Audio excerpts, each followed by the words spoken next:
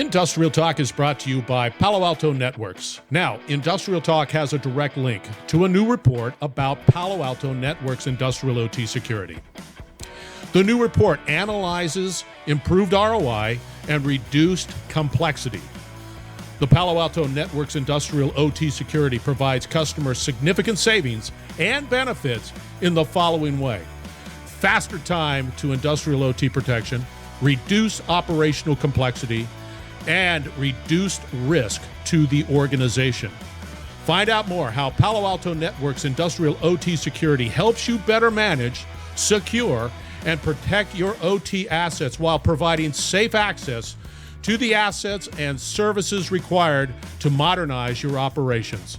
Go out to PaloAltoNetworks.com, download your copy today, and begin lowering your risk and achieving your 351% ROI. Welcome to the Industrial Talk Podcast with Scott MacKenzie. Scott is a passionate industry professional dedicated to transferring cutting-edge, industry-focused innovations and trends while highlighting the men and women who keep the world moving. So put on your hard hat, grab your work boots, and let's go.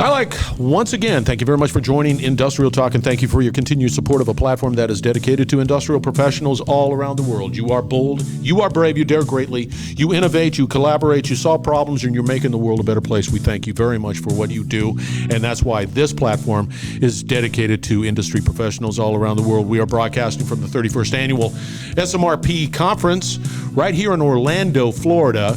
It is a collection of problem solvers. That's what it is. And people with solutions to help maintain, help asset manage your business even better. They're all here. If you have an interest in maintenance, assets management, or reliability, go out to smrp.org. Find out more. Be a part of the voice. And you get to connect with individuals like John Todd. How are you doing, John? I am doing very well. The end of a long day.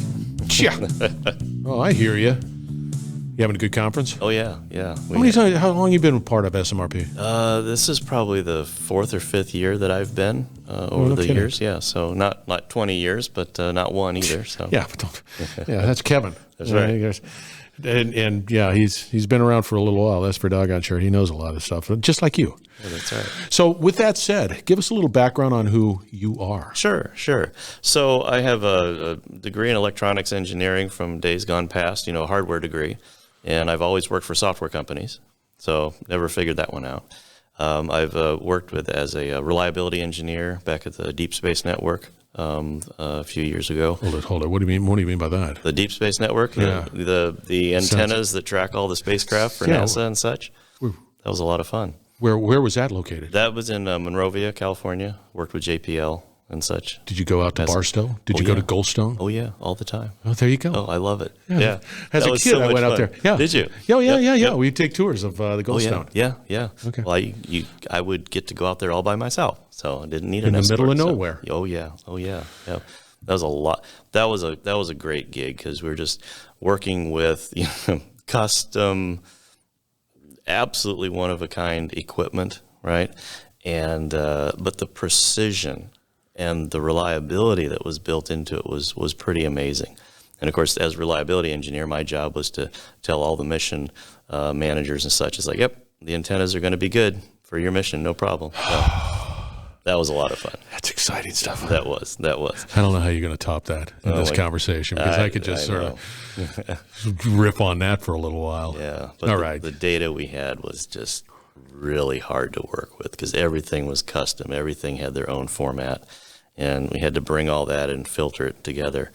And now I look at all these machine learning tools and AI. Get this AI is like, oh man, I wish I had that. So. But they're probably doing it now, or they're trying to. Yeah, I imagine they are. Yeah. No, they have to, because it's just a tsunami of data. Right. Exactly. Yep. All right. So. Continue. Do you have more to tell? Just a little bit. Just yes, did some quality management, process management for an Air Force contract out in Colorado for quite a while, and done a lot of risk management type thing. And I've all along the way I've dabbled with Maximo, of course, right? Yeah. And so now I'm working for Total Resource for the last just over 8 years now. So no kidding. Kind of that liaison between the salespeople and the technical people, and so having a good time with that. Is TRM a Maximo vendor, or whatever? That's our whatever primary focus is a business partner for IBM. Yeah, for Maximo. There you go. I knew I was like, you got a relationship. Yeah, I didn't know how to put it together, man. But That's clearly, right. I failed miserably. Yep. So let's talk a little bit about the topic you want to talk about. Sure. That's which is really interesting, because what we have is this continued focus or increase or hyper focus on data. It's like where the gold is located, and everybody's talking about it, and everybody wants to analyze it, and everybody wants to analyze in a way that is meaningful and tactical or whatever it might be. Help us understand that a little bit. Sure. So I had a friend of mine who was a statistics professor at a college years ago, and he said, when you are presented with data, don't do anything with it. Just look at it. What does it tell you? And, at first you look at a page full of numbers and you can't tell anything, right? But if you really concentrate on it, you say, there's a lot of 3s in this data set. Oh, I don't see, there's only like one number 7, right? And so he said, that will just kind of give you a sense of where you're headed, right? What you would kind of expect out of it. Now, take that idea and look at gigabytes worth of data, right? Coming in every fractions of a second. You just can't humanly do it. Yeah. Okay? So we then apply tools. We try to use tools. Some are machine learning, some are just basic, models. And they tell us things. But does it kind of match our gut feeling, right? Do we just say, oh, yeah, that's saying this is going to happen and I'll believe it? Well, we need to bring some decision-making into this, right? We need to, sure, trust the results to some extent, but to question them as well, to look back and say, does that seem right to me, right? So there's so much data now. You're absolutely right. Just to go back to your first point, it's this wave, right? We used to have data warehouses. Now we have data lakes. Yeah. Now we have data lake houses, right? Is another term, right? No, I was getting ready to go, is there another one? Data lake? Oh, there is. And there'll be another one in 6 months, right? We said not too long ago, storage is cheap. Data storage is cheap now, and that's still true. But we're storing terabytes and terabytes, and the petabytes worth of data now. But the basics are still true. There's patterns in that data. There's information, insight, right? Yeah, but see, this is interesting. This is a challenge, because you'll see the patterns. It's like you're looking at that 3D picture and you got to blur your vision a little bit to see things just pop out. Right. But where's the? It never cuts off. You're always analyzing the data. You're constantly being pressured into finding that additional gold. Yeah. And it never ends. Yeah. And the moment you analyze a set of data and say, here's my results, here's my confidence in whatever it's telling me, well, that's so 5 minutes ago, right? Because while you've been doing that, there's another flood of data coming in that you'll analyze next week, right? So you're right, it is never ending, and it's going to grow. So the power of the tools that we need to use to make sense of all of this needs to increase as well, right? So yeah, absolutely. So take us through something like that. What are we using to help that happen? Sure. So you can't have a conversation anymore these days or do a presentation unless you use the term AI, right? It's becoming the miscellaneous file, like Industry 4.0. Right, exactly. Like all of a sudden everything is like, it's AI. I heard some people talking about Industry 5.0 the other day, and I said, wait a minute, we never finished 3. I know, I heard the same thing, and it's like, okay, I gotcha. Right. But let's talk about machine learning, right? That's where we really get some utility out of all of this. So these models that are being built, right, to ingest whatever the sources of data, and multiple channels of data, right, not just, a couple of variables, but 10 variables, 15 variables, going into these models, and the model understanding, and like you've heard previously, what is normal, right, or what is not normal, or are we trending towards not normal? Those models being able to ingest all that data and then start to give us those insights, okay? That's the real power right now. Not necessarily, yet making decisions for us, right? Now we're in the AI side where it's taking actions based on probability, okay? But the results or the outputs of these models giving us insights that we perhaps never had before, because they are able to look at all these different channels of data coming in and find patterns and trends and things that we just could never see, right? Are we in a position to make better decisions? I think we are. As long as we understand the model, right? What it's filtering out, because they all filter things out, right? We always say, well, filter out the noise, get right down into the good data, right? Well, you know what? Sometimes you throw away, sometimes there's good stuff in the noise. Yeah. Right? Yeah. So we shouldn't be afraid of the noise anymore, okay? Let's accept the noise, because maybe there's trends and patterns and insights in that noise that we, just ignored in the past. So given that, yes, we could make better decisions. We certainly could, because we should know more, right? But again, it's where do we get to a point where something is completely and ultimately optimized? We just have super duper vision and clarity into the operation, and you reach that pinnacle, whatever that looks like. It'll never be there. It'll never be there. Never be there. And I'll give you a good example. So the sprinkler system at my house, the controller has an AI feature in it. And it just says, oh, we'll take care, I don't have to set my schedule, every 3 days and 15 minutes in every zone. I don't have to do that. I just say, let the AI take care of it, okay? It does a terrible job. Oh, you don't need water for 10 days and it's in the middle of July. Yeah, right? Yeah. Okay. Wrong. I don't think so. Under the covers, for each zone at my house, there's 18 different parameters that I can set. The soil, how much sand is in the soil, how much shade, and on and on and on. And I go, oh, I'm tweaking the model, right? Yeah. So out of the box, seems like a good idea to let AI take care of it. But I need to have an understanding of each of those parameters so that I can set them better, properly, to match my little world in my house, right?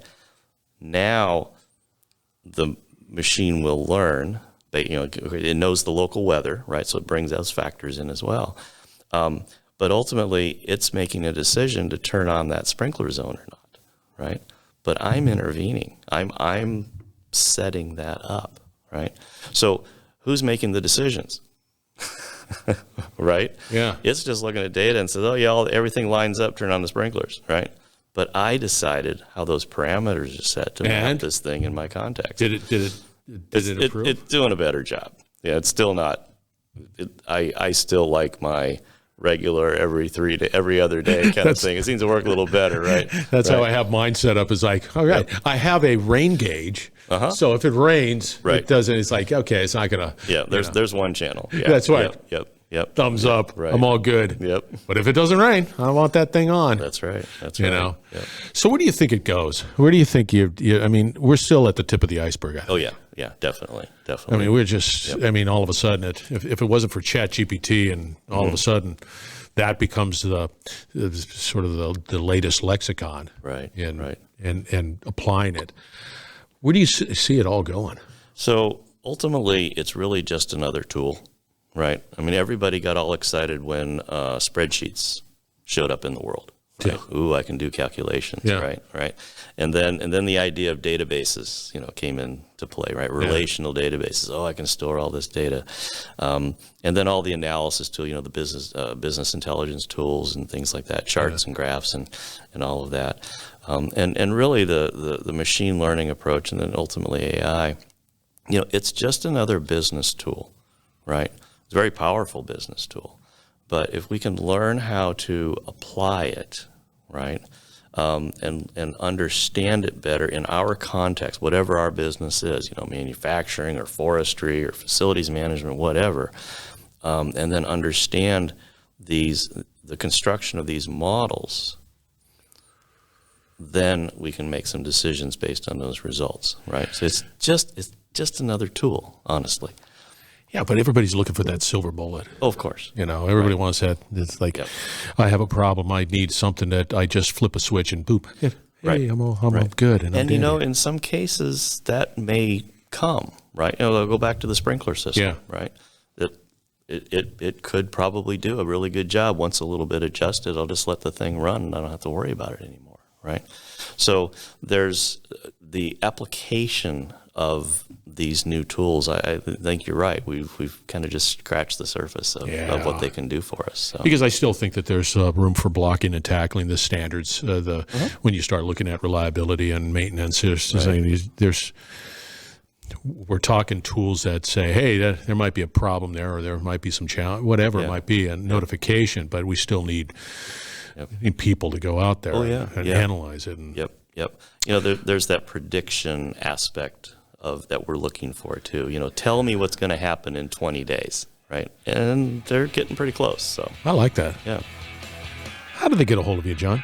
So work for Total Resource Management. We have a YouTube channel, pretty easy to find, and john.todd at trmnet.com. Very good, my friend. Thank you very much. You were absolutely wonderful. Thank you, Scott. All right, we're going to wrap it up on the other side. We're going to be having all the contact information for John out on Industrial Talk, so fear not. You will be able to connect with him. You active on LinkedIn? Yes. Okay. Yep. We'll have his LinkedIn stat card as well out there on industrialtalk.com. We're broadcasting from the 31st Annual SMRP Conference. Put this on your calendar for next year if you're not here today. And if you're in the world of maintenance and asset management and reliability, that is the first place to go. SMRP.org. Make that happen. We're going to wrap it up on the other side. Stay tuned. We will be right back. You're listening to the Industrial Talk Podcast Network.